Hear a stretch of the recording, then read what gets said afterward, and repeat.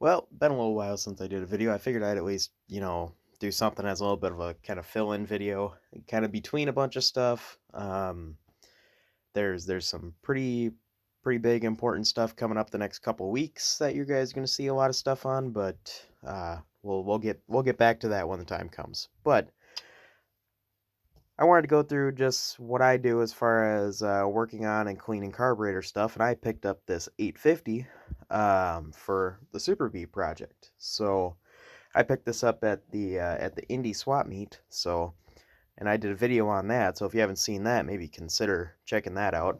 It also came with this the rest of this fuel log. So I don't think I'm probably going to use that, but I might. I don't know. And if you've seen any of my other carburetor videos, I kind of mess around with carbs a little bit, but not much. I'm not any kind of a professional or expert or anything like that. But I know at least enough to go through and make one at least kind of work. So I'm going to be working on this one. As you can see, it's very dirty. And if you've seen some of my other carburetor videos, I bought a ultrasonic cleaner for this purpose. So we're going to go through and disassemble this and check out what it all really has. I've already taken the bowls off. I already kind of know a little bit. But let's get it disassembled. It's nice to have a bowl to put hardware and stuff in. Another thing I got, and this is kind of obvious for a lot of people, but I got this T-handle driver set thing with all this different stuff, well, nut driver and screwdriver stuff, all kinds of things, and it's really good for carburetor stuff. I picked that up at I think it was even at just Walmart for like $12. That's probably some of the best just quick little tool purchase I've had in a while. But anyways, I'm gonna get this blown apart, put the hardware in here, and we're gonna see what's really inside this thing. Well, got the base plate off. Actually came off. I didn't have to pry on it or anything. Just those 6 screws is all it takes to take them out. Just Phillips head. And base plate's pretty dirty, but that should clean up. I don't know what it is about the base plates, but whenever I put them in the ultrasonic cleaner, the aluminum on them always looks really good. Gasket wasn't even stuck. It basically fell off. I could actually probably reuse that if I wanted to, but I think I have some, so I'm going to put that kind of in my parts dish just in case. So I'm going to get everything disassembled the rest of the way, and I'll lay out the parts and show you what I found. Alright, so everything's taken apart. Got my accelerator pump, springs, and diaphragms in there, as well as all the screws that hold them on, the bowl screws, and the base plate screws. So, base plate I already showed, but you can kind of see it there.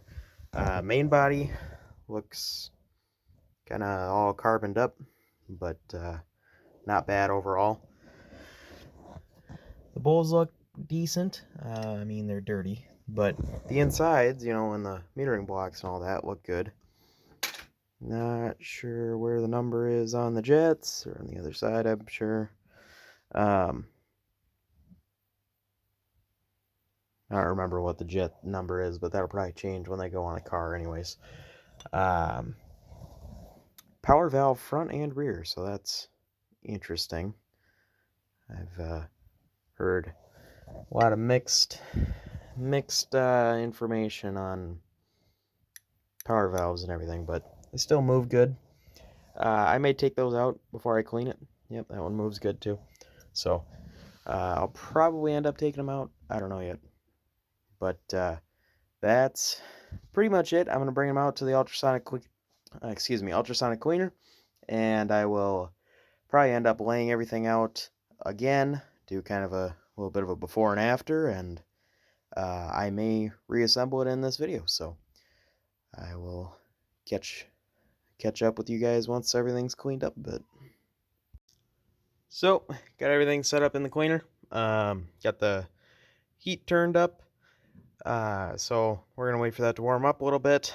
I've got the bowl of hardware is kind of just floating around, but it'll still get kind of hit with the ultrasonic. But even if it didn't clean up that great, there's really nothing very dirty, and this could all be done by hand in like 5 minutes, you know. So, anyways, focusing mainly on the bowls and the body and the base plate. The metering blocks are pretty nice, but we'll see how it cleans up. This is 90% water, 10% about of geez, I'm forgetting the name of it. Pine Sol. Pine Sol is pretty good at getting rid of carbon and just dirt stuff in general, so we'll see how it goes. I will be back after we run it 1 or 2 cycles and see the progress. Alright, so back outside to the ultrasonic cleaner. So what I did with this is actually a very, very weak solution that I had in here. So I basically ran it 3 or 4 30-minute cycles is how this thing runs. And I then after the 3 or 4 cycles just left everything sitting there overnight. So as you can see, everything kind of cleaned up pretty good.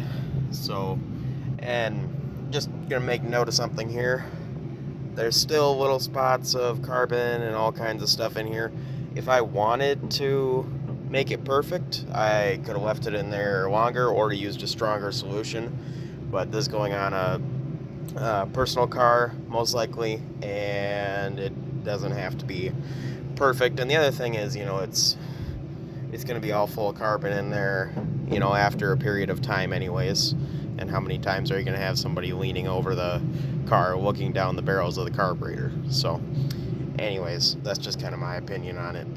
But when I do stuff for other people, which I've done a couple times now, I'll get it as close to looking brand new as possible, and I have different processes for that. But this is just overall generalized clean. So I'm going to get this stuff inside. I'm going to rinse it off with water so I don't have any of this kind of residue on it at all. I don't think this really produces any kind of residue, but just something I do for my own my own process. So I'm going to get this all rinsed off and then lay it out on that table where I originally had it taken apart, and we'll go over it once again. So got everything in here. I'm still waiting for a couple things to kind of dry up a little bit, but I can kind of go over a couple of things here. So there's all the hardware. That looks basically the same as it was before. No big deal there. These springs had kind of a little bit of rust forming on them. They cleaned up pretty good. Those could be reused.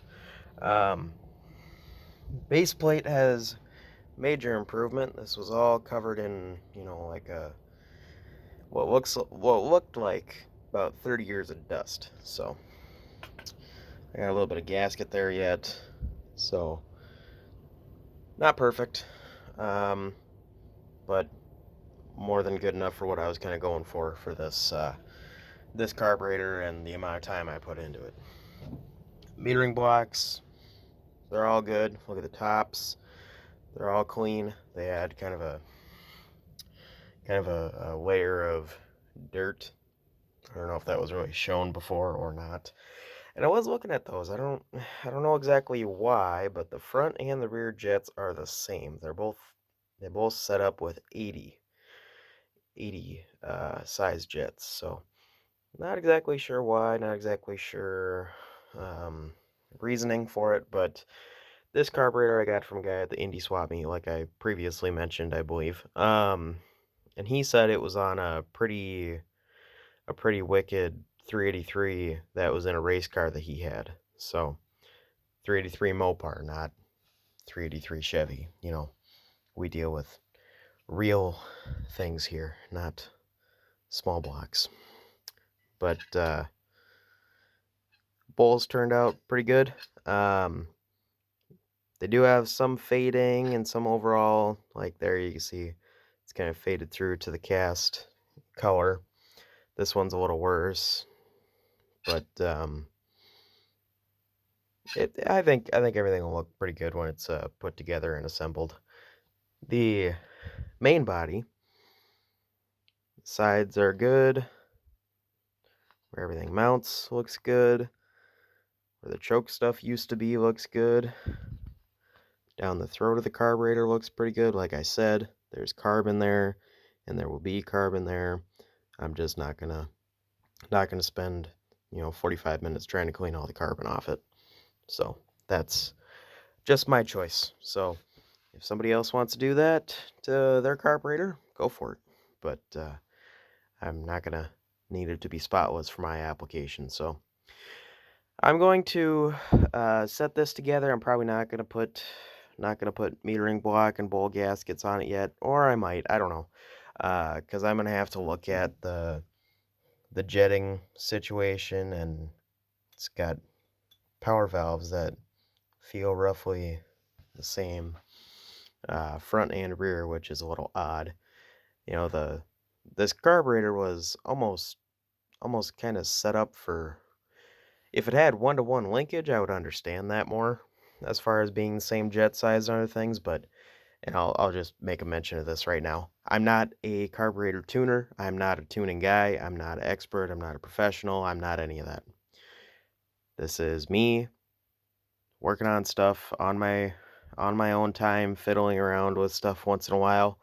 And I just kind of go through, buy them, sell them, rebuild them. I got all kinds of carburetor stuff. And hey, if you know anybody that's got a stash of Holley double pumpers, let me know, because I'm buying them lately. So anyways, I'm going to get this set back together, and we're going to look at what it looks like together. Maybe see if I can put together some before and after pictures.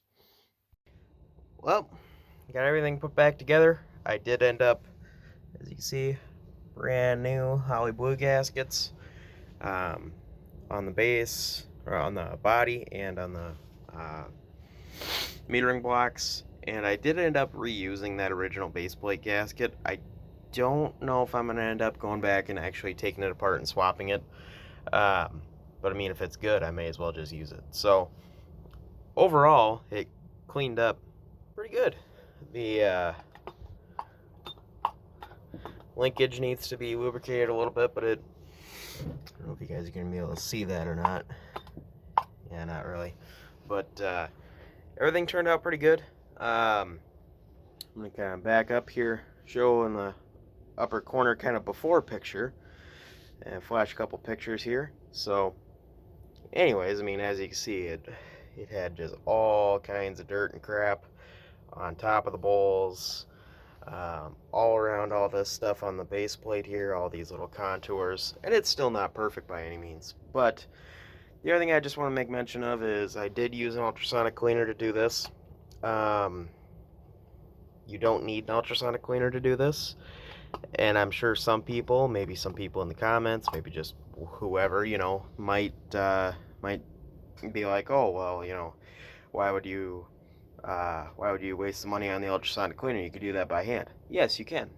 You completely can do this by hand. I've done it by hand a few times. But the beauty of the ultrasonic cleaner is I can put all the parts in here, and I can turn it on and walk away and go do something else, and then come back. And it does still need to be scrubbed with a toothbrush or whatever to get stuff off, but you can set it in the machine, walk away, go work on a different project, and come back, and everything's going to get a little bit loosened up every time you do it. So, I don't know.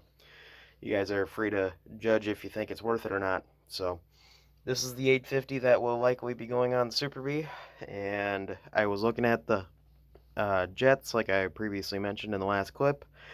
They're 80s. I might have to go through and adjust that. I don't know exactly what the car is going to want, but I'm going to have to go through a little bit of a tuning process for it. And front is a 6.5 power valve. Not sure. I'm not well versed on power valves. And in the rear, it does have a power valve as well, but it doesn't have a number on it for some reason. So, and I've been told, secondaries, generally speaking, never use a power valve, I've been told by a lot of people. So, I don't know. We'll see what it really wants or not. I might end up just putting a block off in there. So, anyways, but I'm going to leave it there, and I'm going to end up working on this and a bunch of other carburetor stuff. If you want to see more stuff like this, let me know in the comments, but definitely consider liking, subscribing, and all that other stuff, and I'll see you guys in the next video.